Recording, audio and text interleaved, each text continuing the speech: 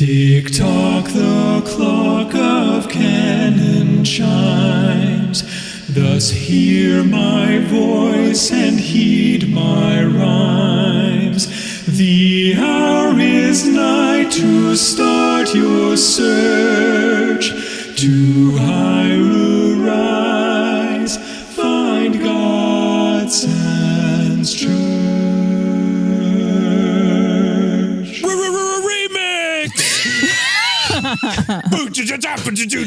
Yo, it's the Toll verse, and I'm here to say I am the best Viking that's here today.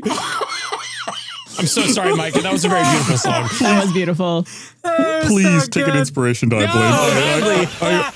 I appreciate the commitment to the bit. Oh, man. Hello, everyone. Welcome to Tales from the Stinky Dragon. I'm Gustavo Sorola, your dungeon master, and I'm going to hit our four players with an arrow. I've already been hit Arrow in the gut by Blaine. So this is a little bit of a different arrow this week. You guys have moved up to level 6 since the last episode. Woo-hoo! Let's talk about your character's new abilities and how have they been honing their skills and talents, like what kind of training, learning, crafting, whatever. So let's all roll initiative and then and figure this stuff out. Initiative or D20? You asked this a lot. I know, because it changes each time. I think D20 is the fair one because I have positives to my initiative. And I just roll a D20. Yeah. Roll a D20 then. That's 11 for me. Let it be written, let it be done. From henceforth, D20. D20. Up until our next recording session where one of us will forget that this is the rule. It's going to be me. I'm going to ask for initiative again. 8. 14. 1. Ooh, you hate to see it. Where's your roll, Chris? It's not really 1. I just need a second to. I was going to say that is Chris stuff. buying time. I was going to ask too. So it's going to be Doug, Tolv, Natty, Gunther. Doug, why don't you lead us off here with your fine velvety voice? Gladly. Thank you, Gus. I am Barbara Dunkelman, and I play Doug Boone, the Artificer Bugbear, Battlesmith Artificer, to be more precise. Level 6 today. Just looking at you, your eyes turn to that clearly like a secondary monitor as you read what you are. You know how like when people are in couples and they become more like their couple and like mannerisms and stuff like that? I've spent so much time like you guys. I've started taking on mannerisms now of Blaine of like having to look at him. Let's turn this around on Blaine. Yeah, Blaine. Yeah. Oh my God. Let's gaslight him. Get him. And, Doug leveled up to a big old level 6. Woo. That's a even number for those of you counting. In case you want to know. That's very scientific. For those of you counting. Divisible by 2 and 3. Exactly. Oh, everyone's on fire today. We're just going to sit back and laugh. And, when Doug leveled up, what was the question again, guys? Let's talk about how that happened, Doug. What did you do to gain these skills and talents? And why don't you explain what you got and how you got it? Does that make sense? A picture of words. Well, there's not a whole lot that Douglas here got. Actually, kind of similar to you, John. My actual name is Doug, not Jonathan. Oh, yeah. Just 3-letter word, 3-letter names, whatever. 3-word name letters. 3-word names. So I didn't really, I didn't really get a whole lot, except I did spend some time, really wanting to help my friends. And so I learned 2 new artificial infusions. Ooh. One of which I specifically learned and studied and picked up because I wanted to help my friend Natty. I noticed that she likes the final things in life, some glitz and glam. And so she's a fancy gal. I made this thing. It's a ring, a spell refueling ring. Ooh. That, I'll have to still, infuse an item to get this to you, but I thought this could come in handy, no pun intended. Artificer infusions sounds like a flavor booster available at Panera Bread for their teas. And the other thing I got that maybe Doug would use on himself because he has been, wanting to upgrade a little bit is a resistant armor. And so I could pick something for this armor to be resistant against, lightning, poison, all those fun little things that have been coming towards our way in battle. So yeah. That's handy. What's the ring do? You didn't tell me.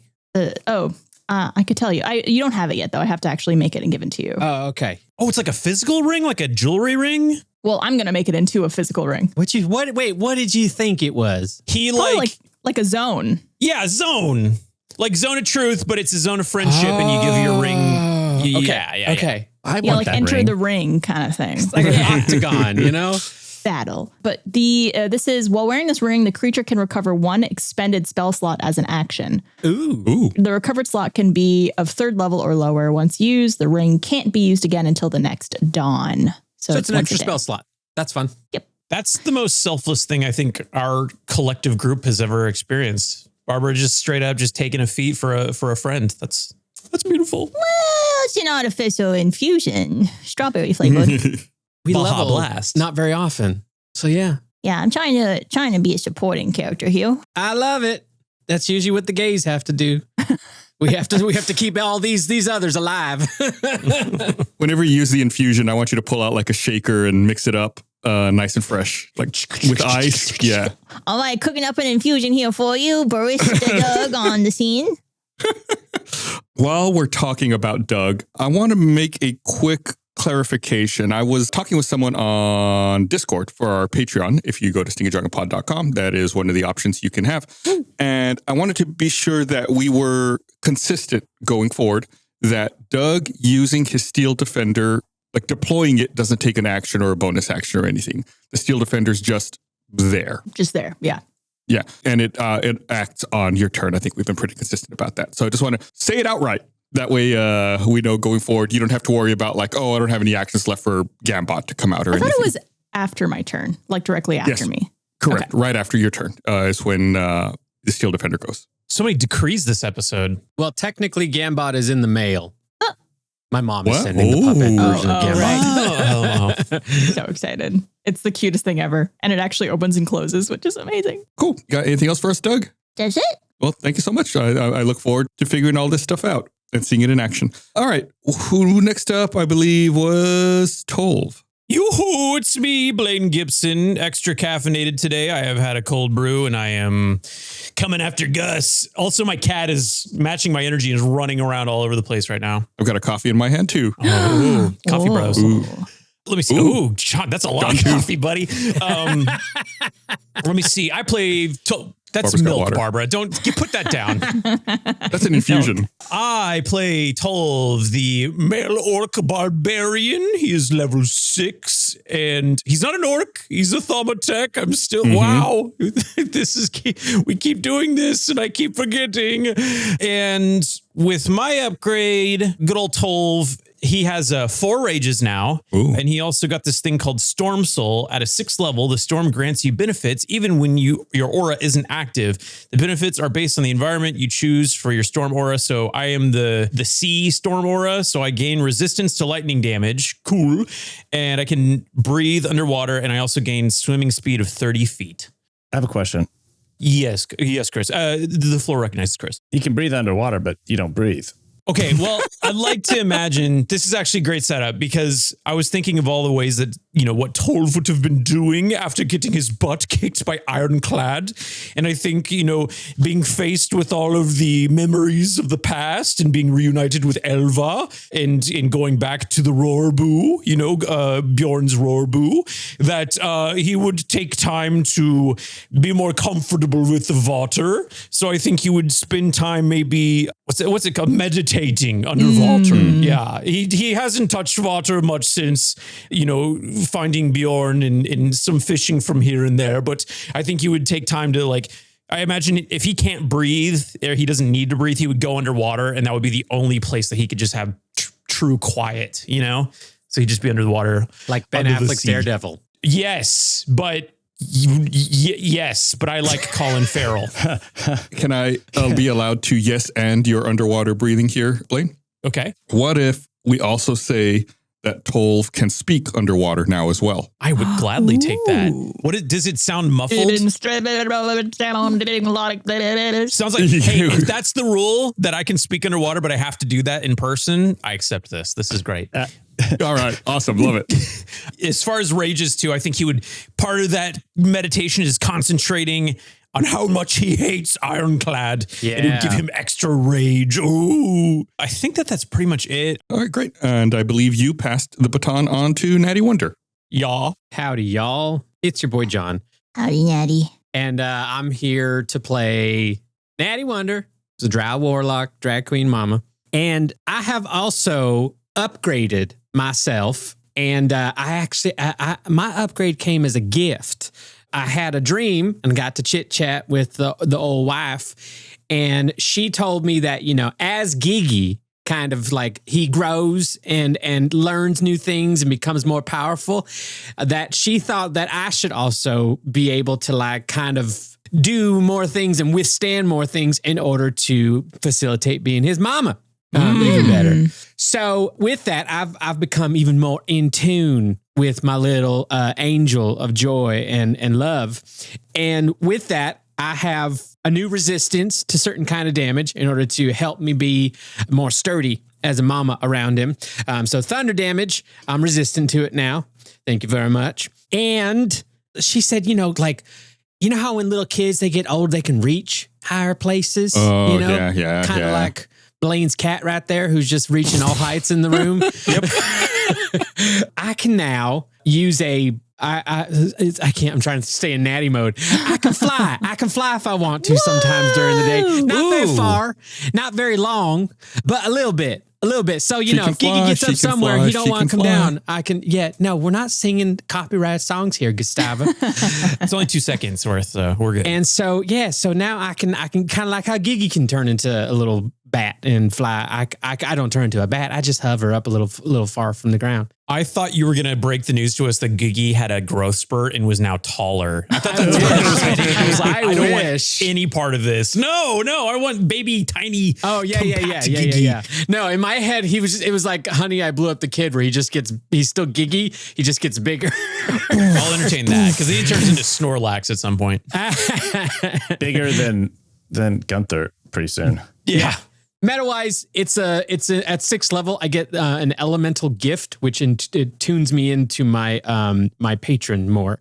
I'm a genie warlock, and so depending on the type of genie, DJINNI, genie, Sure, genie. You get certain resistance and then certain abilities. And I swear to God, I didn't know this came. You guys are going to think like Mateed could fly. Why is John flying again? I didn't know this came with the Warlock, and it's only 30 feet of fly speed for 10 minutes. And I can cast that as a bonus action once for every proficiency bonus I have. So it's 3 times every long rest. Oh, man. Wow. Yeah. It makes sense for Natty to be able to fly. Like, to me, that's just fitting. Well, I mean, a lot of people don't know this. I'm going to reveal a very close kept secret. All drag queens can fly. You didn't know that? Oh, they can all fly. yeah. They just don't do it in front of the straights. Yes. This is me flapping my fan. There you go. Thank you. So yeah, that's all that happened to Natty. Just a little bit of a gift. So, Natty, does this make you the Mortalian's unofficial air force? Just a one-person air force? I'm the air. You're the sea. I am the sea. I am the Navy. Yeah, you're the Navy. Yeah, in the Navy. Natty Wonder online. John playing flying characters. That's his cross to bear. He always has to play the flying I didn't even characters. think about that either, Blaine. All 3 characters of mine have been fly. I swear, not intentional. Euthage and I could also fly. That would be amazing. All right. Thanks. That's a lot to deal with all at once. But yeah, sounds good. Thanks, John. Welcome. Last up, because they rolled a natural 1 that we all saw, is Chris Demarais. Hi, I'm playing Gunther, the fighter, level 6, and I decided to also spend some time studying and thinking and praying, and so I have burrowed a deep hole, and in it I have placed a rotting fish and some corpse of my enemy, and I have stayed under that hole for a very long time. It was stinky, and I meditated and I prayed and I asked for guidance. Deodorant.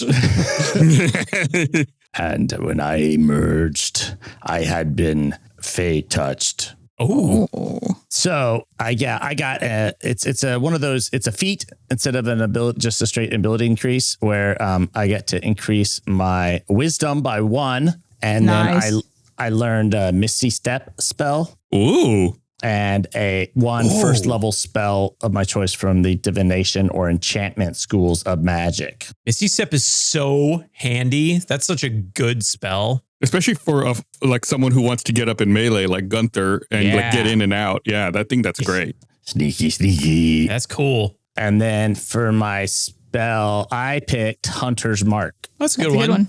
Yeah. Yeah. I had that one for Kyborg. Remind me again, that's like you get advantage on that specific person, right? But you have to do it beforehand. Yeah.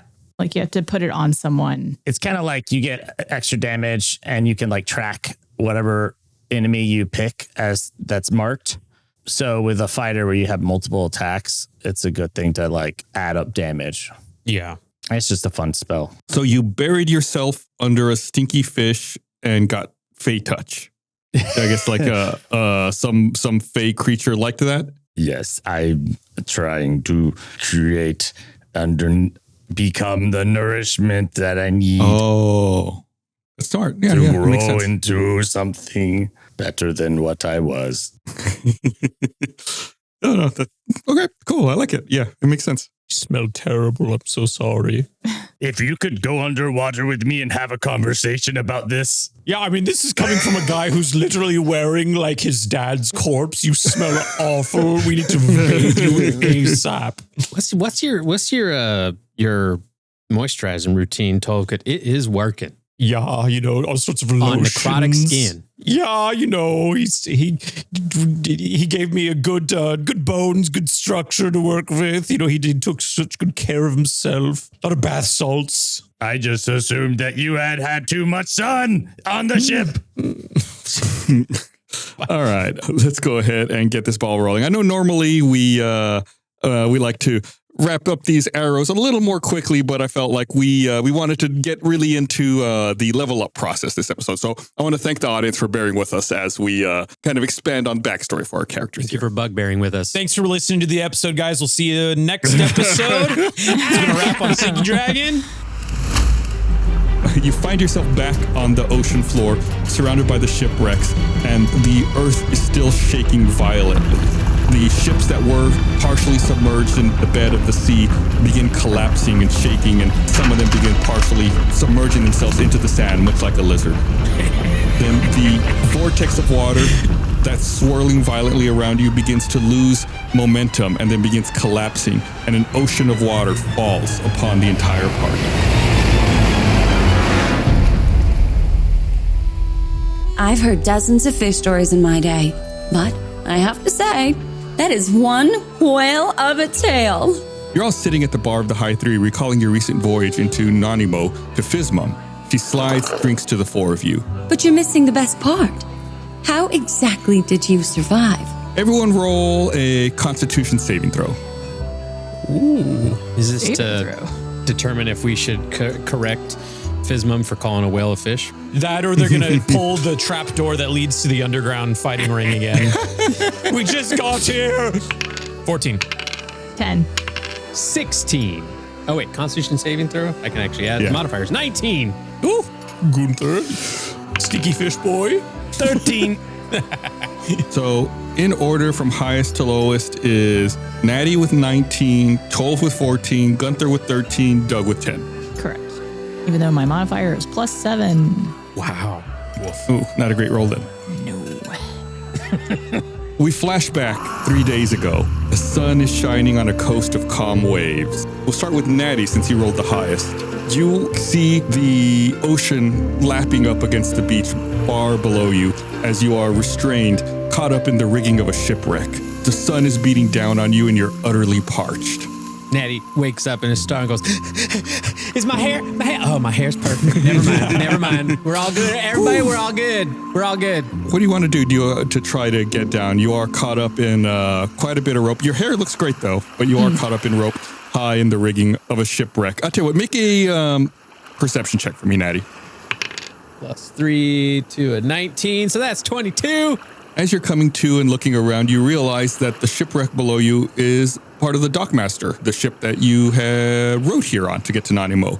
And as you're looking at it and realizing that, you also realize that the ship is slowly starting to sink into the water and sand below. didn't say it before, but Dockmaster sounds like an old, early era gaming system. Yeah. Like the Commodore or Atari or something. Yeah. Available at Kmart. Yeah. 8-bit processor. Natty would do, obviously, the obvious thing, which is call for her baby. Giggy! Giggy! Mama needs you. Mama needs, where's my little sharp fang boy who can bite through ropes? Make a roll to see if Giggy listens or not, if he's distracted by something else. This would be nice if he would listen. Except I rolled a 1. In that case, Gus takes over driving Giggy. Dang it. Giggy comes out from a nearby jungle, some nearby vegetation, out to the beach. He's gone native. Looking around for the sound of your voice. He looks around left and right, up and down the beach, but doesn't seem to react. That's okay. He still looks adorable, even though he don't know where his mom is. Love him no matter what. You know how like you introduce some sort of foreign animal into like an ecosystem and then it just destroys it because it has no natural enemies? Giggy, in the short time he's been on the beach, has been that invasive species to the birds, the mammals, everything. He's just fat from all the animals he's eating. I'd be so proud if in that short time he was able to upset the ecological balance all on his own. That's just a step up in his abilities. What a sweet little eco-terrorist he is. Okay, since I don't have Mr. Gigglesworth to help, Natty actually has, I think, a dagger. I got 2 daggers. Eat my shorts. And Natty would use her daggers to cut through the ropes that are holding her. And then no matter what happens, Gustavo, Natty's going to hover down from where she's being hung from. Oh. I'll tell you what. Love it. Make me a sleight of hand check. Love it or list it, guys. Gosh darn it. Pickles. I rolled a 1 again. Language, please, John. This is a family-friendly podcast. Great plan. You're restrained. Natty recalls her dagger that she has just for such situations, pulls it out, then immediately fumbles it, and it falls into the sea below. I have another one. Okay, roll me another sleight of hand check. 2. Well, I have 1 now. Natty curses under her breath and reaches for her backup dagger. Okay, let's do this again. Don't roll a 1, you big dummy. 19 with sleight of hand, plus 3, 21. 22. Yeah, you're able to free yourself from your restraint and hover down to the beach below. Okay, cool. And then I shall look for my compatriots. Okay. As you land on the beach, Giggy finally catches sight of you and he runs up to you. What's that in your mouth, Giggy? Oh, that's a tiny little head. Where'd you find that little head? I like to think that his mouth is just stuffed full of local animals, like birds and frogs and whatever he can find, like on the beach. It's just all in there. Every species of the island is in his mouth now. Yeah, he learns every time he bites something. Okay, make me a investigation check since you're looking for your party. 15 plus 1, 16. You begin looking around for the rest of your party, and as you're looking around, you realize that the shipwreck you were restrained on is gone. What? Well, I guess I better figure out another party to play with. Everyone re-roll characters. The ship is just totally not there. It's just the sea and the sand at this point now. Okay. Do I need to do anything, or are you going to proceed? I'm going to proceed. We'll move on to our next player, who is Tolv, I believe, who rolled a 14. Testing. Tolv, you open your eyes and look around, and you see you are next to 3 rather large rocks jutting out of sand. And unfortunately for you, you are buried up to your neck in that sand. Uh-oh. Oh. Nearby, a crab with 3 claws has caught sight of you and is eyeing you and is slowly making its way over. Oh, this isn't good. Get back. Get back. Don't do it. My precious skin. Alva. Sister. It's pointing 1 claw at you with 2 other claws to the side defensively. Oh, okay, let's barter here. If you get me out of the sand, I promise to get you delicious fishies. You don't have to do this, Mr. Krabs. Are you ready? No. Okay, then. We were just talking about your skincare routine. You feel like your skin is singed from being exposed to such harsh sun. Oh, that's permanent damage, too. yeah. I knew it was going to have to come one time or another. How is the beard? Can I keep the beard at least? It's halfway in the sand. It's hard to know right now. Man, I wanted Gus to say that the crab had already taken the beard and was wearing it. I just clipped it off. Yeah, you look over and the crab's wearing the beard now. Darn you! I guess I'm gonna try to struggle to get out then, you know. Okay, why don't you make me a strength check, but let's make it with disadvantage because you don't have much room to move. Okay. That's I don't really think there's any point in rolling again. That's a 5, but what the heck? I could always crit fail. Nope, that was 19, so 5. Yeah, you struggle, but the sand just doesn't seem to be giving at all. There's no room for you to get any motion at all to use your strength to get out. It's not giving. Time to start eating it. Yeah, I guess I'd call for people. Natty, Dog Elva, Gambot, Giggy, I think I called you already, Private Parts. What's that other guy's name? He's half Knoll, huh? Captain Grumbles. No, Captain Grumbles the zombie, you too, but what was the other guy's name? Classic. Was it Lassic? No, he's not with Laskiel. us. Laskiel. Laskiel. I know we had one other, maybe Sea Drinker, Squid Person. I think I've called everybody but Gunther. That was it. Yeah. Yeah, I was going to ask, like, because you're very deliberately going through everyone except Gunther. Oh, hold on, I'll call him out. Gunther. We'll say that since Natty went earlier, she hears your calls, and then Natty, I'll leave it up to you what you want to do to that. I would head to the sound of Tolv's Abba-like voice. You hear Tolv calling from just a little further away from the water, not too far, maybe 20, 30 feet in from the shoreline, and you see him buried up to his neck with a 3-armed crab circling him. Oh my God, Tolv, where's your body? Did your head come off? It hears you and turns one of its claws to you, Natty. Careful, this guy's feeling crabby. Don't hurt me. Natty would punt it. Is it Wait, the head or the crab? No, not the head, the crab. So the crab, you said the crab turned to me like aggressively? I'll say it pointed one claw at you. So it's got one claw pointed at Tolv, one claw pointed at you, and another one kind of going between the two of you. A Mexican standoff. I point one hand at the crab with finger pistols and one hand at Tolv with finger pistols. Looks like we got a standoff here. Please do not blast me with your eldritch blast, please. I tell to the crab, leave or the head gets it. I think the crab might not speak common. I'm not sure. Okay. Natty would start charging up an eldritch blast and be like, I don't want to send it. I don't want to make any crab stew today, crab, but you better back off. Crab, do what she says. She's just crazy enough to do it. Go run for your life. Crab. Run, crab. Make an intimidation check. Run sideways out of here. Scuttle out of here. Intimidation, 18 plus 4, 22. Has anyone ever tried to intimidate a crab before in D&D? Are we groundbreaking here? I feel like everything's been done at this point in D&D. A lot of weirdos been playing this game for a lot of years. Yeah, That's true. Yeah. The crab begins scuttling away while still pointing its claws at each of you, but it recedes further away towards some nearby rocky outcroppings. Okay. All right. You okay, Tolv? Oh, I just, got my butt kicked by my crappy dad, and now I'm buried in sand. So, if you could get me out of here, I think my skin is so damaged. Gigi, can you help? Gigi's very good at digging. Now that I'm looking around our surroundings, I think this is the Canary Islands. We have to be very careful because the local ecosystem is very, there's not extinct species everywhere, okay? We just stop talking and listen. You can't hear a single animal sound at all because they're just crunching. All gone. That crab was the last of its kind. Yeah.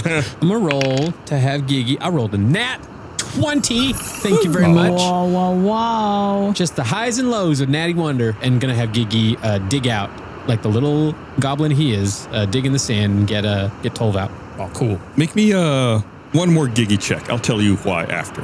I rolled a nat 20. Yeah, I know. What more do you want from me? Another check. 8. Yeah, he does a really good job starting to dig Tolv out. But then he starts. I know what you're gonna do. He starts squatting over the hole that he has dug. Oh God! Help! Oh, good. I've been working on that with him. I'm glad he's using it finally. So when we say that Tolv could speak underwater, is this what we refer to? Yuck. did you know that we make a post show for every episode of Tales from Stinky Dragon? It's called Second Wind, and it's where we look at the gaming module to learn how things could have gone differently, what we did right, what we did wrong, and what the heck we were thinking. Here's the clip. Here's how you make a good adventure. Don't just make a dungeon where it's like, oh, here's a trap or here's a monster. Well, why does this room exist? What would be the practical use of this space? Why is it here? There is a metallic, shiny, singing bowl sitting on the table in the middle of the room. It is enchanted to offer a guided sleep meditation to anyone that walks through the door. That's a perfect example. This isn't even meant to be a trap. This is a meditation room, a spiritual room for the people who live in this space that we're traveling through, and it becomes a trap. It's us clashing with something that's already existing, and it makes that world seem so much more flushed out. Wow, I actually sound almost smart there. Second Wind is the perfect companion piece for Tales from a Stinky Dragon, and you can find every episode on our Patreon at stinkydragonpod.com. We need your support to keep making the show, so please go to stinkydragonpod.com to join our party and get access to Second Wind and a ton of other exclusive shows and perks. Thank you. I'm Micah Reisinger, writer, editor, and composer of Stinky Dragon. Beneath the dramatic dice rolls, the spellbinding storytelling, and hilarious hijinks lies a secret ingredient. A force so powerful that few dare speak its name, but you seem trustworthy. It's called music.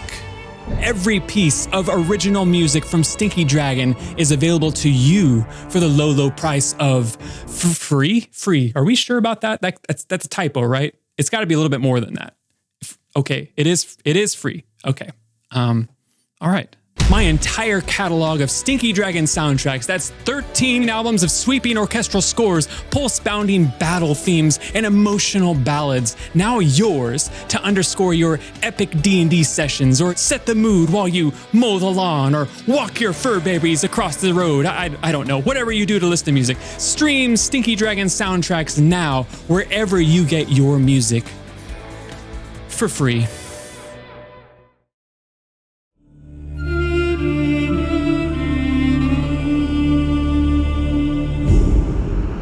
All right, you're able to pull Tolv out. Okay. I pull Tolv out and I start patting him down, getting all the sand off him. I pull out my hairdryer that I keep with me everywhere I go and I start blow drying him all over. Natty, give it to me straight. My skin. How is it? What's the prognosis, doctor? I'm not gonna lie to you, Tolv. Yeah. It's looking pretty bad. Oh no. But don't worry. And Natty pulls like a thing out of her hair that's one of those like caboodles. Oh. And just opens it up, and it opens up into like a million different little sections. Yeah. I got every product under the sun, and we're going to get you looking like your Sunday best in no time, okay? I just need to save the beard. That's all I need. Where is it? All right. Well, at this point, we will smash cut to our next person on the list, who I believe is Gunther with the 13. Gunther, you open your eyes and find yourself on a windy cliff's edge. You look around and realize you're about 40 feet up in the air. You're missing all of your equipment and your clothes. I'm naked. As you look around and make this realization, you begin coughing up salt water, which just seems like never-ending salt water coming out of your lungs. Make me a perception check. 13. Oh, you found all your gear and your equipment. It's at the bottom of the cliff directly under you. Ooh. 40 feet down. Woo! Jump, jump, jump, jump. Yeah, how far down is it? About 40 feet. Okay. I mean, that should be, I probably just could climb down some, and at a certain point I could just jump because I'm used to jumping those heights anyway, almost. Yeah, why not? Make an athletics check to see if you're able to climb down. Okay. And if it matters all flavor-wise, I think Gunther would use his tongue to like wrap around a rock or something up the end at the top, and then climb down. So if he falls, he'll like catch himself, and then he can release it. Yeah, and give yourself advantage because I think that's cool. Cool. Rule of cool. The 19 and a 14. So 19. Okay, yeah, 19, yeah. Yeah, it takes just a couple of minutes, but you're able to scale the cliff down using your tongue as you slowly descend. You reach the bottom of the cliff and find all your gear and your equipment strewn about on the sand below. Make a perception check. 16. From the south, a 3-clawed crab begins approaching and points 2 claws at you. Oh, God. I found it first. Dibs. The crab begins scuttling like east away from you into the rocky cliff outcropping. Oh, thank goodness. he did not know I was bluffing. And then I kind of equip myself with my stuff. I feel like for a moment there had to have been Pokemon battle music, like. What do you want to do now that you have climbed down from the cliff and found all your stuff? Well, I guess look around and see if I can spot any indication of my party or the ship or anything. Make a investigation check. 11. You do not see any sign of the shipwreck. However, from your vantage point, you think you see a couple of figures down to the south near 3 boulders sticking out of the sand. And you also think you hear some singing coming from the north. Ooh. Can you give us a taste of that singing, Gus? It's really hard to hear with the waves and the wind going, but it sounds something like...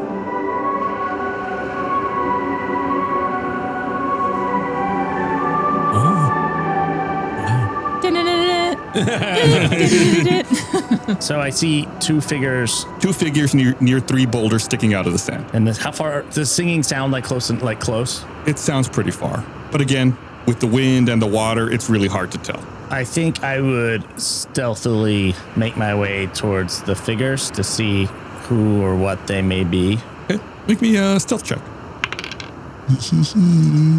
That's a 24. Yeah, you're able to sneak your way south, and as you're doing so, darting from, rock to dune, you see that the 2 figures to the south are Tolv and Natty.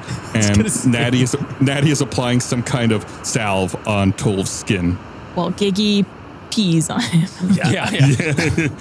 Then I'll come out and be like, hello. It's a bold Gunther. Hello, Gunther. Oh, no. What? Where's Doug? Sadly, Doug has passed away. I'm so sorry, Gunther. No. I'm just kidding. I think they're around My here somewhere. constitution roll was too low. That was the result of whoever rolled the lowest. Yeah. All right, that is a great opportunity to switch over and see what's going on with Doug.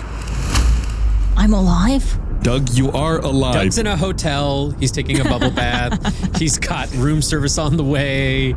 He's got a drink and a coconut with a straw and an umbrella. A whole cheese pizza just for me. Doug, you open your eyes and they're stinging because you're underwater.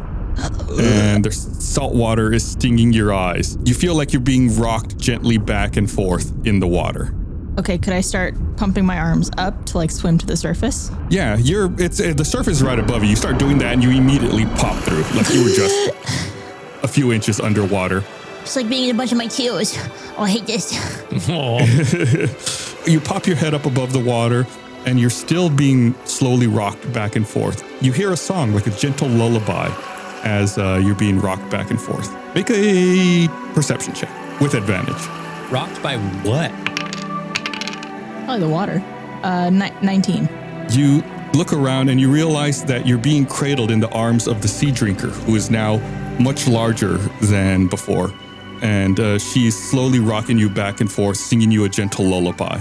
You open your eyes, recognize that she's there, and she looks at you and smiles. Am I dreaming? Can you pinch me? The crab crab. Crab enters Did I hear a pinch?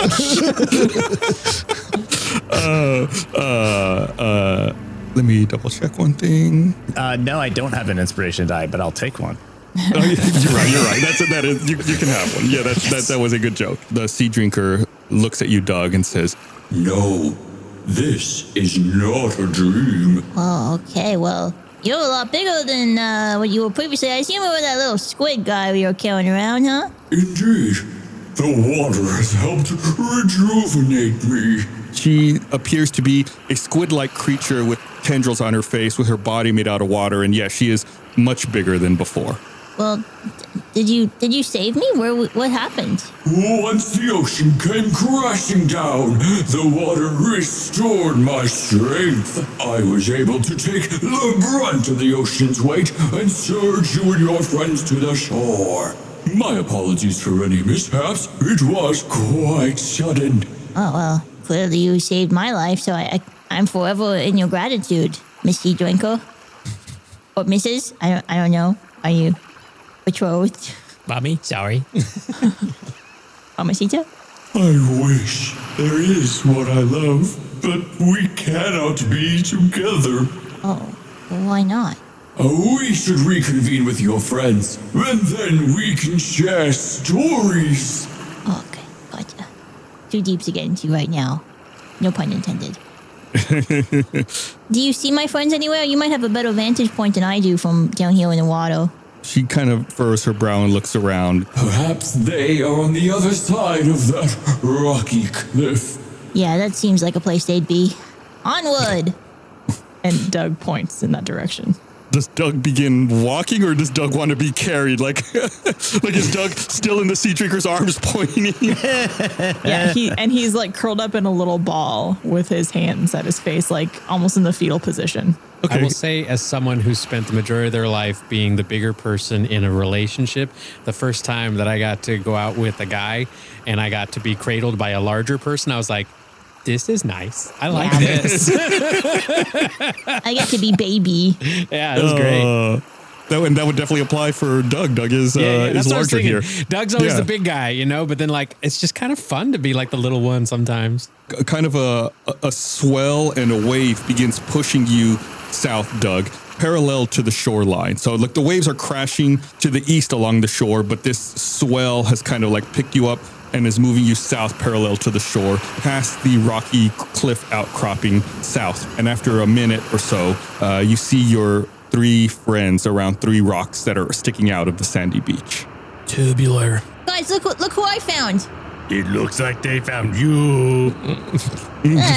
Semantics, but yes. Tolv would bow deeply before the sea drinker.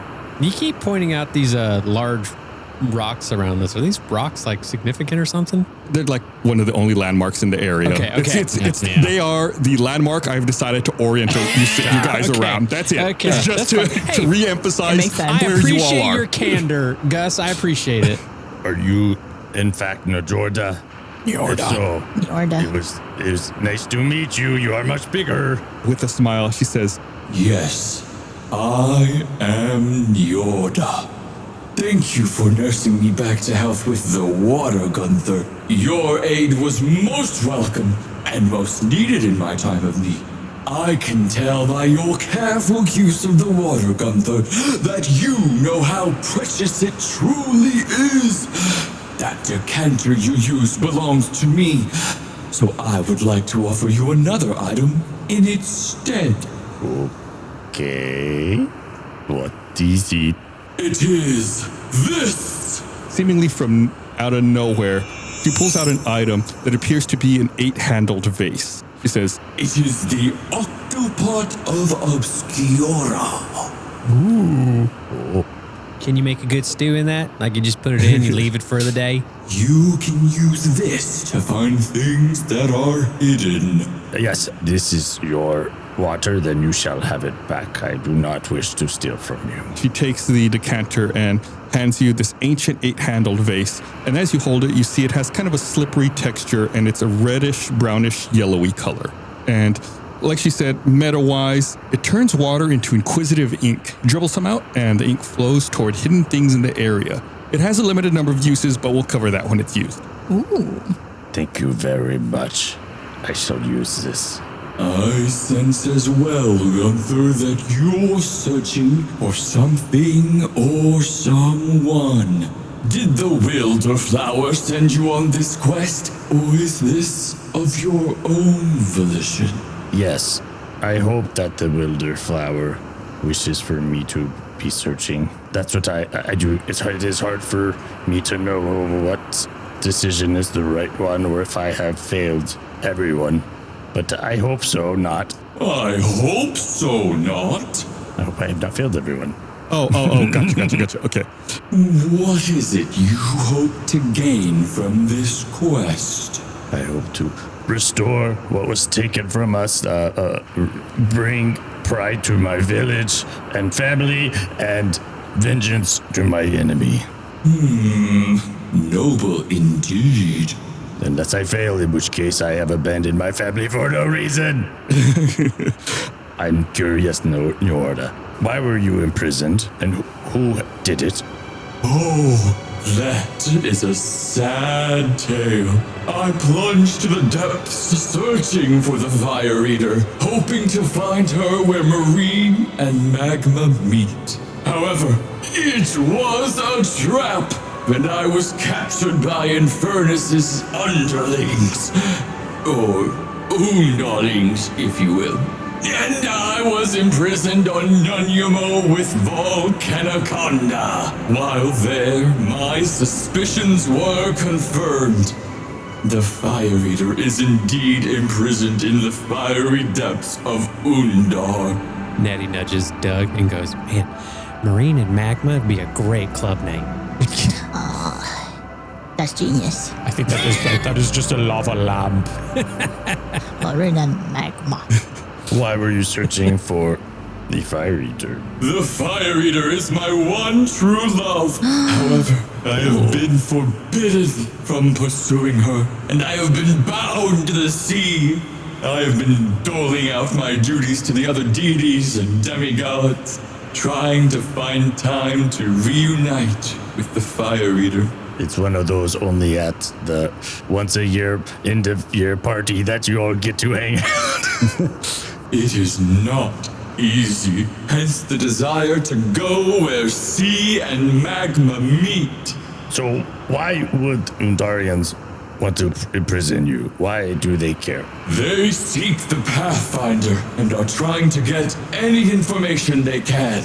Is the Pathfinder like the key to finding you all? Like Pathfinder can find stuff, so if you want to find a bunch of gods, you get the god that can find the other gods first. The Sea Drinker turns to you, Natty, and says, Yes, the Pathfinder has an ability to find anything hidden with very little to go on. All the Pathfinder needs is time. I think the Pathfinder also they're looking for the Pathfinder to also find the gates of Hyra. I mean, yeah, if you got somebody that can find anything, that's pretty useful. Yes, all they need is time, and it can be found. Well, luckily we got this jug of water that we could pour to things that we're trying to look for. Yes. Pretty on How is par. this different? Is it the Pathfinder? since you spoke up, Natty, I think the Sea Drinker would address you a little further. Howdy. It's a pleasure to formally meet you, Natty. Please give your best to the Silent Steed next time you speak. I will. That's Natty turns to us. That's my gal. Oh. And are you all friends? Like, do you guys all like? Do you maybe meet up for like, I don't know, like do some Sudokus together or something? As friends do. They have the same Pilates class. A Pilates class. Yeah, that would work out. Yeah. Cool. We've met before, but we haven't spent much time together. But I know that you know what it's like to be apart from a loved one.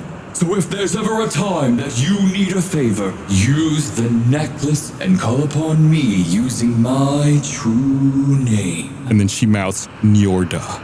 Wait, do I have a necklace now? I have Cole's the necklace. Oh, okay. Oh, okay, yeah, that'd be great. I appreciate that. That's very kind of you. And I'm sure I don't have to remind you, but just as in long-distance relationships, trust is key with true names. I trust you and your friends to keep my true name secret. Oh, I'm sorry. I didn't know it was a secret. I think the unwilling knowledge of my true name is how I was apprehended and nearly finished by the Undami. Every deity has a true name, but very few speak of it. What's the significance of that? Since we got you here, maybe you could expand upon that a little bit.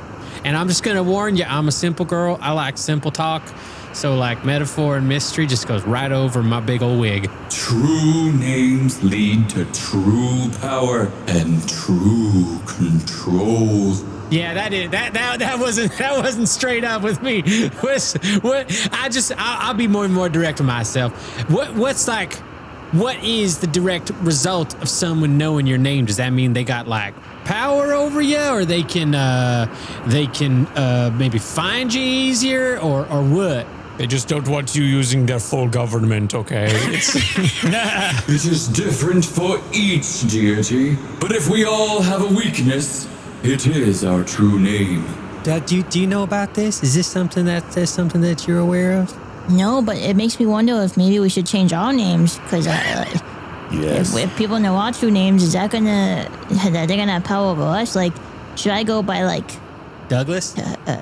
good? Perfect. Good. I think we have different rules and they have different rules, you know? Okay, so we shouldn't tell people your full name. We should just call you Sea Drinker. Yes. And where are we? Sorry, no one's asked that yet. Where are we? I mean, I love a beach, but I just want to know where we are. We are at the edge of Endridge Bay. It's not far from here. The Edridge Bay? That's convenient. Thank you. Do you know what happened to our companions? And are not companions? I suspect they're around here, in the nearby vegetation and jungle, and they should be reconvening with us soon. Natty startles up. Captain Grumbles! Where's Captain Grumbles? I haven't even looked for him yet. Where's Captain Grumbles? Where's Private Parts? We're gonna be in so much trouble at the Mortalian. Captain Grumbles could be dead again. I'll say at this point that each of your different party members slowly starts coming out from the jungly vegetation and reuniting with you guys. Okay. Wait, all of our NPCs are back. Hooray!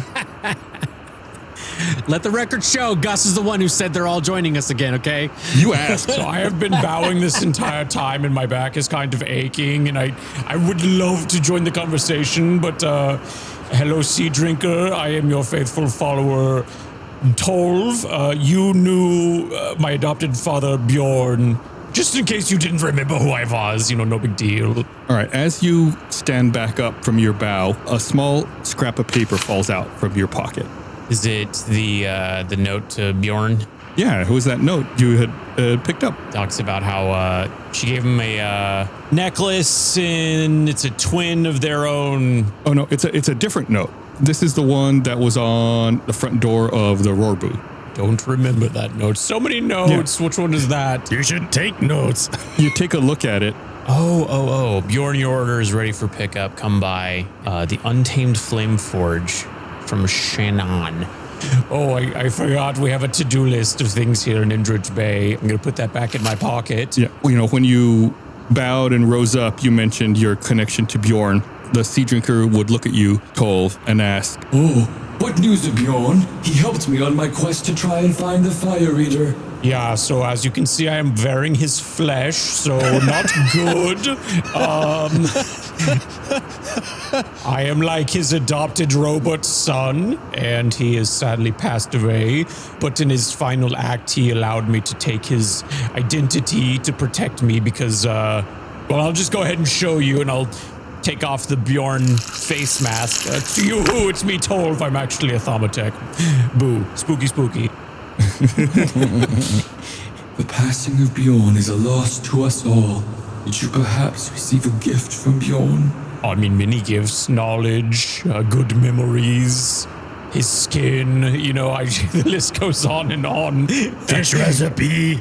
A fish recipe. Yeah, that was good. Very good. I'm still looking for the deed to the Rorbu. I might have that. Might have a little bit of oceanside property. You could turn it into an air D&D. Yeah. Wow. Ooh, that's good. Oh, that's good. Hey guys, I don't know if y'all remember this. Coconut. I'm looking for anyone, Blaine, Chris, or John, to remember this. Coconut. Oh! Coconut. Yes. John? Coconut. Chris? That is. Oh, yes, coconut. John? I don't think you were on that episode, I'm going to were spill you? the beans. Not even remotely triggering anything in my brain. Many second wins ago, it was me, Blaine, Chris, and John. And we agreed that we would have a code word for when we want to give Gus an inspiration die. Coconut. The decree of coconut has been passed. Jesus. Barbara deserves inspiration dice for remembering that. Wow. The flame of coconut calls for aid. Gus, you may have an inspiration die from the This player. isn't a joke. We wanted to be able to give. So this is you. You can roll an inspiration dice for something that you got coming up. Little peek behind the screen for our listeners here. When we play, we use D&D Beyond. I do have a character sheet that I use as the dungeon master. I'm going to give myself an inspiration die on there. It has been done. Oh wow, Gus is hovering now above his keyboard. His light is coming from his eyes. I can't wait till 4 or 5 episodes from now. I'm going to use it, and you all are really going to regret calling out that coconut. No, we know what we're doing. We know what we're doing. We're giving power to someone who already has all the power. But you know what? Right. It's a good joke, D&D. Anyways, was there something specific, Sea Drinker, that I should be looking for, other than this necklace? The Sea Drinker smiles and says, I'm sure you'll come to it soon. Great. Cool. Okay. Natty turns to Tolv and goes, see how it feels when someone's all vague and mysterious and holds secrets and everything? She speaks in riddles and mystery. What are we supposed to do with that? Nothing. I already tried, but she just keeps going around in circles around the direct point. Okay, also, Sea Drinker, you mentioned earlier the Volcaniconda had taken you hostage. I'm going to be so for real with you. For the sake of my survival, I struck a bargain with the Volcaniconda. I'm still in allegiance to you. I love you. #1 Sea Drinker fan, yo. But the Volcaniconda might come calling for some ice cream down the road. I'm just giving you the heads up. We can deal with that when the time comes. I'm so glad that's off my chest. I've been feeling terrible. You say that the Undarians had taken you to gain power. Why was Ironclad also searching for you? Is he in league with the Undarians? That I do not know. I cannot speak to the motivations of others. Interesting. Is Elva around? yeah, we'll say Elva has come out of the jungle as well and is probably, we'll say right there with you. What's Elva's reaction to Sea Drinker? I don't know if Sea Drinker was a thing that popped up on my radar as a result of my interactions with Bjorn, or if they also had some sort of assistance from the beyond or anything like that, you know? I'll say that she seems, of course, awestruck to be in the presence of a deity, but maybe not quite as reverent as you are. Okay, all right, cool. Also, this is my sister, Elva.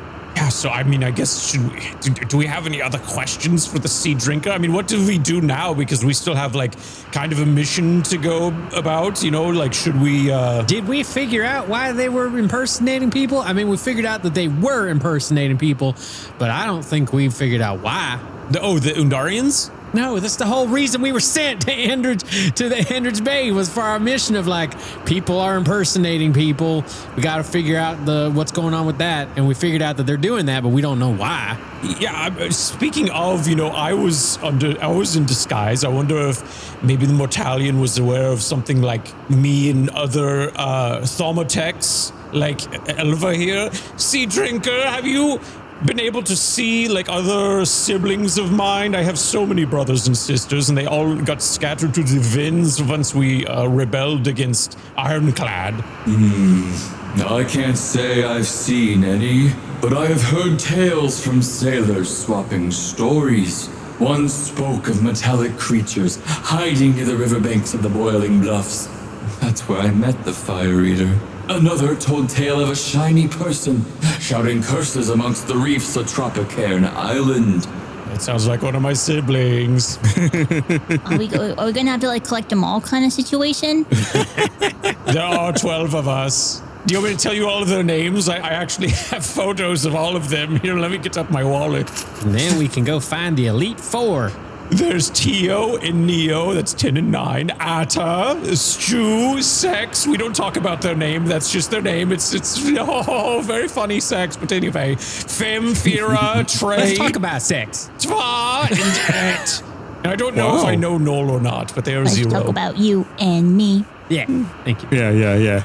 Okay, so gang, I have a couple of short things that I need to do. I know I need to go into town to pick up something from Shannon, and then also I would love to follow up with this metal person rumor because that might be one of my siblings. So that's me. At this point, the Sea Drinker chimes in and says, Perhaps you can follow one rumor, and your sister Elva can follow the other.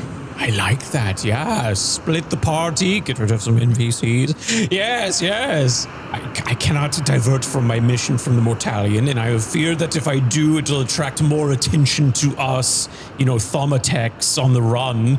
So I'm going to stay in line and do my current mission. Well, I will say this from a geography perspective. Boiling Bluffs is only about 6 miles northeast of Fort Endridge. So minor detour.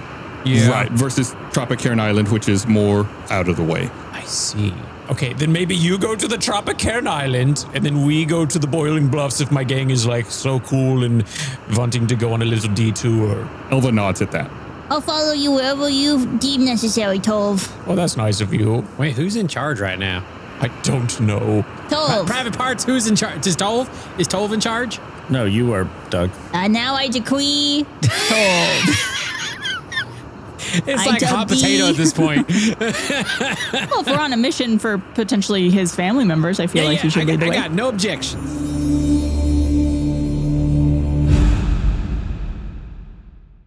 Thanks for watching this episode of Tales from the Stinky Dragon. Hey, speaking of Tales from the Stinky Dragon, did you know there are many, many ways you can directly support the show?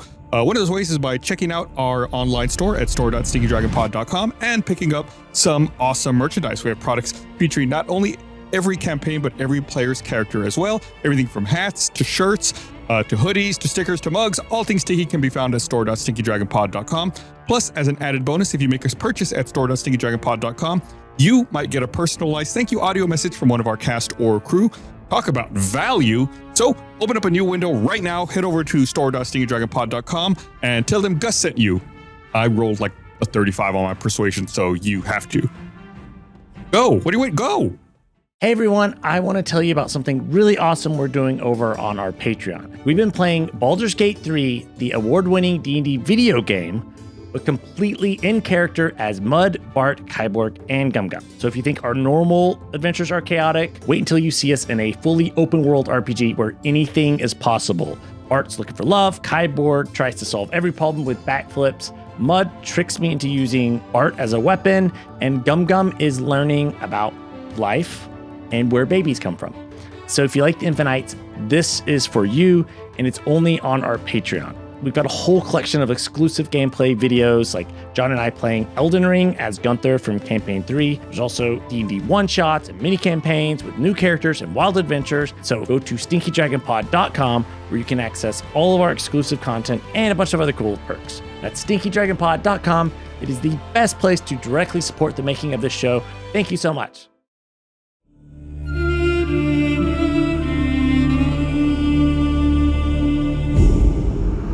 Okay, so let's pull up the start menu list of missions and side quests.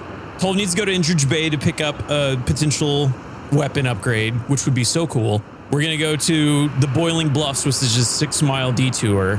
As far as Indridge Bay, have we followed through with everything that we were assigned to do here? Because I know that we also have a time limit to get back. I know that Gunther had his aunt that was there he wanted to speak with, but that's not pressing in any way. That was just a thing on if we go back. And then also Gunther would want to use that item he got to look for the thing that was stolen from his village. I'll tell you what, specifically Gunther and Tove make me wisdom checks.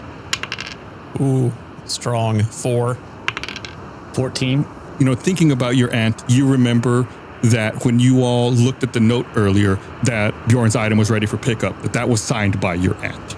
So presumably it would be at the same place. Isn't that nice? Let's go knock it out. Yeah, let's do that. Let's get this out of the way. So, want to point out, if we do eventually make our way to Boiling Bluffs, it's possible that the Fire Eater might be there. And so I don't know if we should take the Siege Drinker to maybe reunite. Well, we should probably ask the god if they want to come. Yeah, Siege Drinker, what are you doing? Yeah, you got any plans or you free or what's your schedule look like in the next couple of days? You pencil us in. I do have a task I need to complete. However, I require assistance. It requires backstabbing, thieving, and general scoundrelism. Laskiel, you're up, buddy. Yeah, Laskiel leaps up at the thought, and the Sea Drinker turns and addresses Laskiel and says, I need help finding and freeing the Fire Eater in Undar. Once we uncover more details, I may call upon you four for help.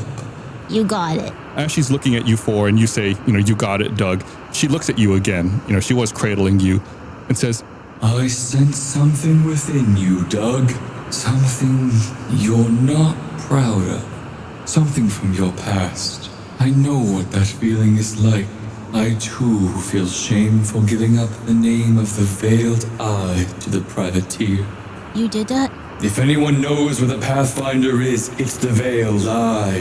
However, I was able to resist the torture enough to not tell the privateer where to find or how to reach the Veiled Eye. So the gates of Hyra will remain safe for now.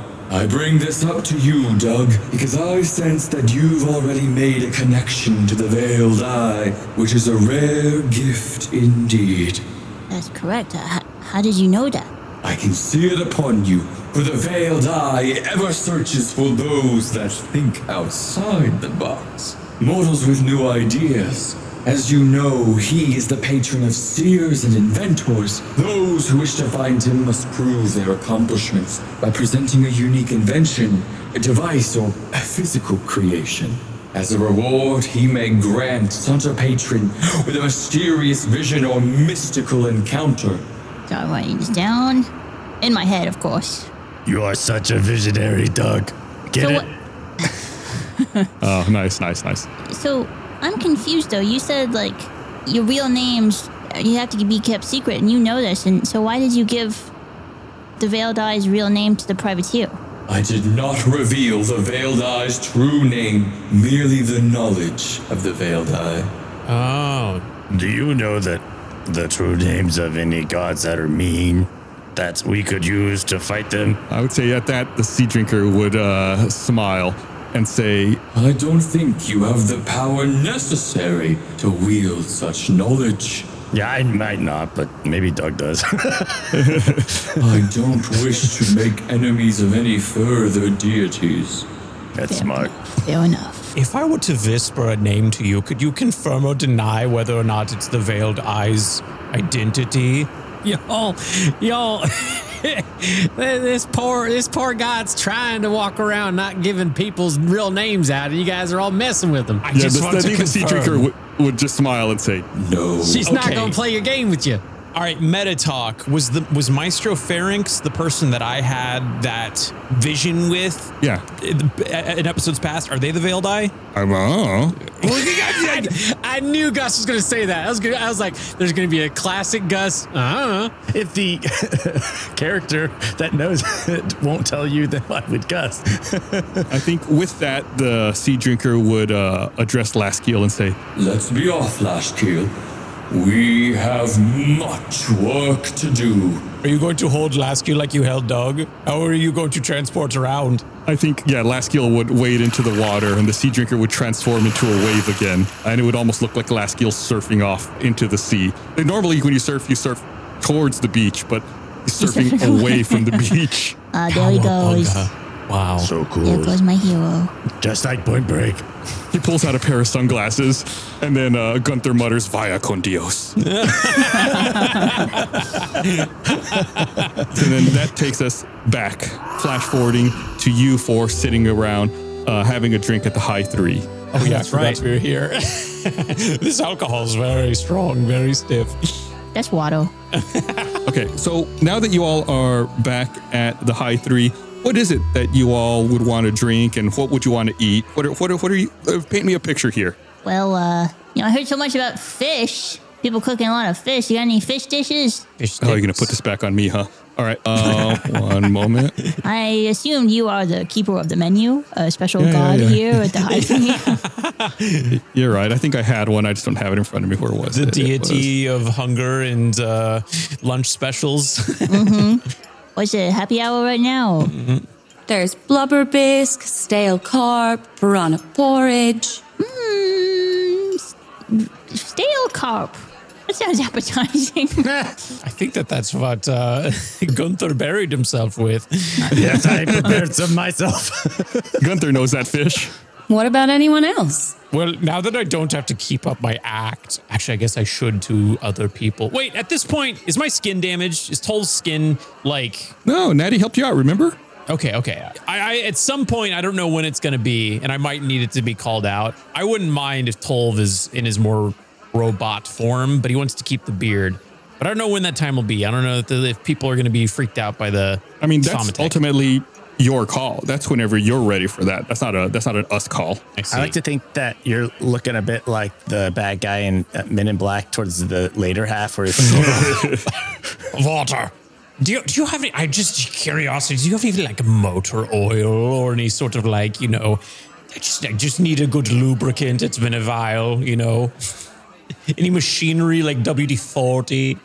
No motor oil, but I could get you some grease from the kitchen. Okay, I'll take that. Bismum furrows her brow at talk of a motor, not quite understanding what it is you're asking about. But she does go to the back and returns with some bacon grease. Cool, I chug that. Gunther? Natty? I'll take whatever is going to be like sustaining, but if there's like bugs or something, that's cool. It's not on the menu, but this is a seaside town, so I'm sure we can find you something. What about shrimp? That's like bugs of the sea, right? Yes! I like it. Yeah, they can offer you some shrimp. I'm okay. I'm good. Okay, nothing for Natty. As you all are eating and drinking, recounting your tales to Fizmum, you notice a couple of posters behind the bar. Just like a Planet Hollywood. Yeah. They got autographs on them. What's in the posters, Gustavo? You see various things. One of them seems to be a call out wanting songwriters for Troop. And there's another one that's a Build Your Best contest from the Council of Conservation. I recognize that name. We've heard that name before. Those were the two pirate groups that I think we encountered right below where we are standing right now. Remember in the pirate pits, the Those fights? bits, yeah. Personally, Doug, I think you're a shoo-in to win that one. The songwriter, yes. I'll build. I think Natty's probably more of our songstress here. You take a look at the poster a little more, Doug, because it catches your eye. The poster conveys that with the sudden shortage of lumber in the Bay Area, the Council of Conservation is sponsoring a contest for inventors to bring innovative contraptions, devices, or designs that utilize materials other than wood. The invention should embody the values of finding and rescuing endangered wildlife. And the winner gets an all-expenses-paid visit to the menagerie and an evening with lead conservationist Mimi. Interested parties should send a raven to Mimi. I mean, Doug, I know we're on a military mission and we have so much side quests and things to do, but that is your science fair. That is your thing. I've already started working on my project. Oh. Yeah, the trifold foam core presentation thing ready to go and everything. Yeah. It's called a volcano. This one is about different densities of liquid. So you'll see here in this jug, we got water and oil. See that clear separation? Yeah. Viscosity. Okay, since it's only a raven, I think while we're going to the shop to meet up with Gunther's aunt and to pick up my package, Doug, you can send a raven in with your invention idea. Natty, I mean, come on, you got to keep sharp. You got to write lyrics. You got to send a raven out to the other thing. And then we can all have fun participatory things for this episode. What's the prize of the other contest here? The Troop. You all take a look at that one, and it's a poster indicating that Troop is looking for a songwriter of both talent and experience. Audition is required, payment is negotiable, and interested parties should send a raven to Duke. You want Buddy up on a raven, or I guess we gotta send two different ravens? Two different ones, yeah. But I hear that you get them at pretty cheap in this town. Okay, 2 birds for 1 stone. Yeah, let's send a message. I'm down. Let's show this world what we got, Doug. Okay. Oh, okay. As you all are talking about this, a somewhat tipsy orc comes up and pats. Let me roll a d4. 12 on the back and says, Serving in the Mortalion, huh? Keep in mind that Toll's Bjorn skin, which is an orc, is very visibly damaged. Think Men in Black, that one guy with the sugar water. So I look horrifying and I go, yeah, what's up, fellow orc, whoop, whoop. I think this orc is a little tipsy enough where he doesn't care. Pleasure to meet you. I served in the Mortalium myself. Orman, nice to meet you. He reaches out a hand. Well, Orman, instead of a handshake, how about I give you a salute? Because I don't want to touch him. He switches and tries to stand up straight and give a salute, but he's a little unsure on his feet. And he points to his chest. I served in the Mortalium. Look at all my medals. And he's got like a couple of medals on his chest there. Maybe you know our friend Private Parts, huh? He like does that thing where he's like squinting, and gets his face real close to Private Parts. Don't think I do. Let me buy a round for my Mortalian friends here. Oh, don't everyone thank me at once. Yeah. It's okay. Thank you so much. You are the best. He turns to Fizzmum. A round of octopus for my friends here. All right. Delicious. That will be 32. None for Natty. She's driving. Yeah, I'm actually good. I'm gonna pass on your very generous offer. More for me. Orman grabs your octopus and downs it. It's like a chunky, bubbly drink. Kind of like an oyster shooter. Ooh. Yuck. That sounds disgusting. Can I share like a look with Fizzmum and kind of just get a vibe check on this guy? Like maybe a subtle thumbs up or a thumbs down. Like, do we like Orman? Is he well respected and liked in this town? Is he trustworthy? Fizzmum looks at you and just, kind of rolls her eyes and shakes her head. She reaches over and puts the drinks into Orman's hands and pats him on the back and says, All right, you get out of here, Orman. Go back and sit at your table and leave these good people alone. Okay. So he's a known quantity here, then I guess he's just kind of just a little local drunk, I suppose. He's the Barney Gumble of this establishment.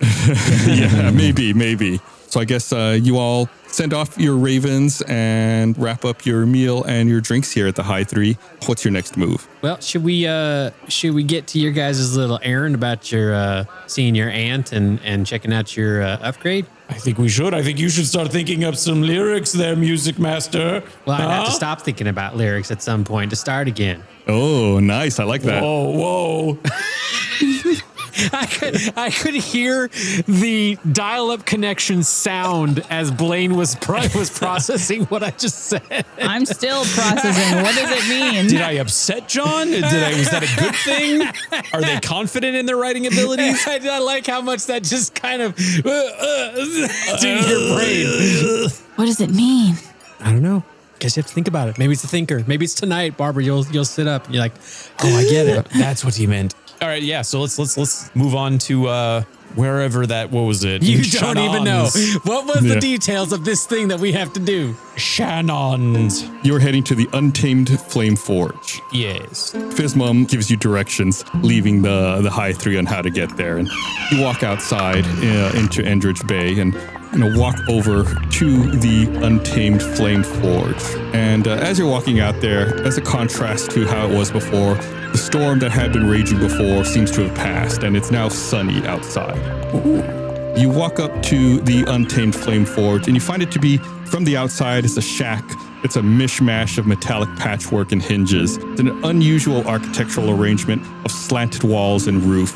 There's a squeaky hanging sign that reads Untamed Flamed Forge. It's like kit bashing architecture. Yeah. All right, this looks like the place. Gunther, are you ready to see your aunt? Yes, I'm very anxious to talk to her. Hello! Gunther calls out hello, and the door slowly opens, revealing thickly built, youthful-looking Thode. The smell of smoke comes out from the building, and you see some smoke appear behind her. She is clad in obsidian iron, like a combination of obsidian and iron. She looks at you four and says, I am Shannon Egan's Windbreaker. Who are you? I am Gunther Bootkiss Windbreaker. Gunther Bootkiss Windbreaker? On guard! and she leaps forward and attacks you. What?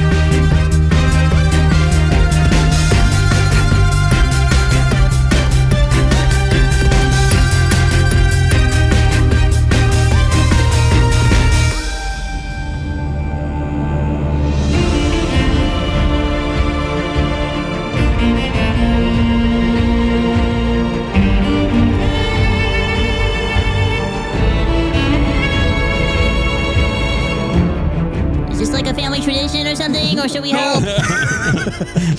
Find out what it means and how Gunther perishes in the next episode of Tales from the Stinky Dragon. I'm used to my aunts pinching my teeth, but not drawing a lethal weapon on my pinching my teeth. Your teeth. You got some weird ants here in Texas. Yeah, they're all Good to dentists. see you. Yeah, the Gibsons have a strange family tradition. Weird folk. Is your aunt the tooth fairy? We'll talk about in second wind whether or not Blaine's aunt is the tooth fairy. But find out what happens to Gunther in the next episode of Tales from the Stinky Dragon. Did you know September 5th is this year's Smarsh Day?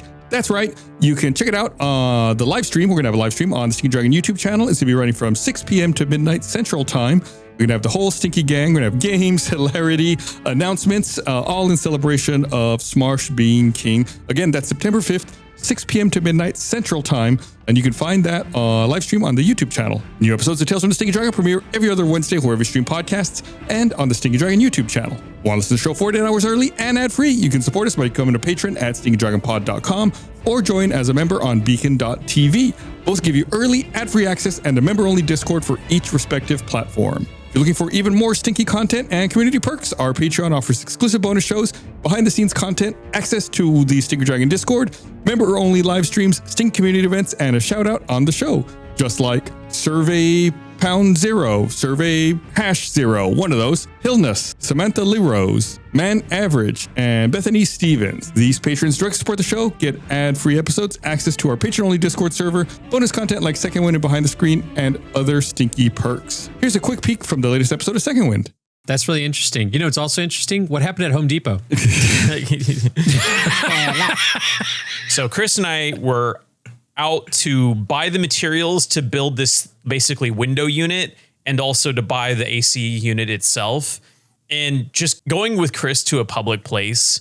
I mean, you guys have all been around Chris. Like, it's We just, know Chris. You can't predict them. It's like, it's kind of like when you see parents out and they have like a leash on their kid and you kind of judge them a little bit. He's fast. Like, I feel like anytime I've gone anywhere with Chris, he just takes off. And I'm like, wait for me. Chris is just an adventure, you know. Sometimes you just got to go hang out with them in a public space, and it really like opens your eyes to things, you know. I feel like it's a marvel at how He's alive. Yes. Yeah. Once again, that's all at stinkydragonpod.com. We're incredibly grateful for your support, which makes this show possible. Some of our friends voiced NPCs in this episode, and listeners who interacted with us on the Stinky Dragon Discord had NPCs named after them, just like Orman, named after Orgamus, Fizmum, named after Kim Karras, voiced by Aaron Zek, at Aaron Zek, Shannon, named after Shannon Logan, voiced by Ashley Burns, at Ashley Burns from Morning Somewhere, and of course Rooster Teeth, and The Sea Drinker, voiced by Lori Bird, at Lori.Bird, that's LAWRIE. .BIRD. This episode of Tales from the Stinky Dragon was produced by Ben Ernst, written, edited, and composed by Micah Reisinger, with additional editing work by Catherine Arnold and David Saunier. Tune in next time for another thrilling episode of Tales from the Stinky Dragon.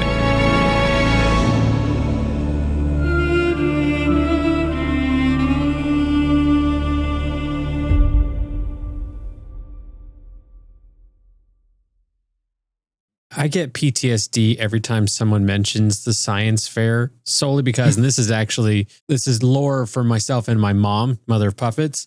There was 1 year of the science fair where I had procrastinated too long. It was due soon. I got a stomach virus, was just exiting everything inside of my body constantly. My mom also was sick as well. And we both were just, I have this core memory of being in the living room of our house. And my mom's like doing the mom thing, trying to finish the project for me. And then begging me to get off of the couch that I'm groaning on to like come contribute a little bit before I go lay back down because I can't do anything. It was one of the most miserable moments of my entire life. And I think was for my mom as well. Yeah, I just, like you mentioned that trifold poster board. I was like a shiver went down my spine. Worst thing ever.